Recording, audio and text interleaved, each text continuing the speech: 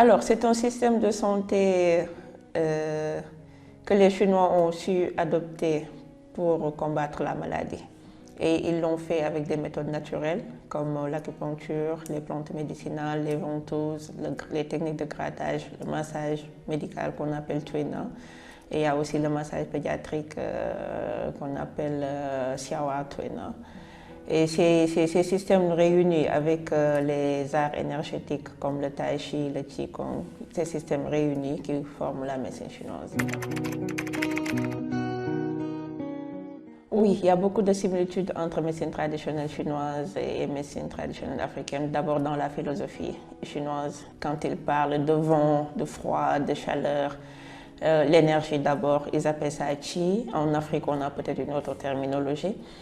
Il y a aussi les similitudes par rapport à la pharmacopée, par rapport à la phytothérapie.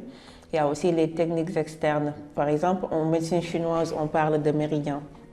Alors, bon, certes, en Afrique, on n'a pas défini le système, mais on a des ressemblances par rapport à certains points. C'est pour cela que je dis souvent qu'il faut qu'on s'inspire de la médecine chinoise pour systématiser notre médecine africaine, parce qu'on n'a pas une théorie derrière. Et leurs ancêtres ont su écrire et laisser ça aux générations futures. Oui, ils l'adoptent très facilement parce que ça leur parle. La pharmacopée déjà, c'est quelque chose qui nous est très familier. Le Sénégalais de lambda, avant même d'aller à l'hôpital, il pense d'abord à prendre soit le nguer pour la toux, ou bien faire des infusions de menthe à base de menthe, clou de girofle ou de gingembre. Et parmi d'autres techniques ou bien parmi d'autres formules qu'ils peuvent utiliser pour leur bien-être.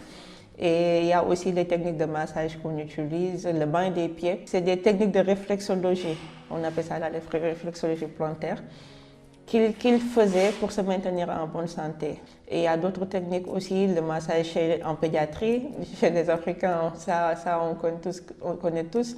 Et le massage chez la femme, aussi bien chez la femme enceinte qu'après accouchement. Du coup, il y a beaucoup de techniques, des techniques par exemple que moi je voyais étant petite, quand on faisait chauffer du sable enveloppé dans un morceau pour soulager les douleurs dues aux règles.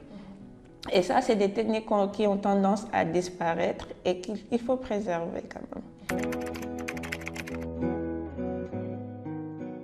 Alors, beaucoup de choses, que ça soit sur le plan affectif, parce que j'ai un père adoptif chinois, c'est mon professeur superviseur.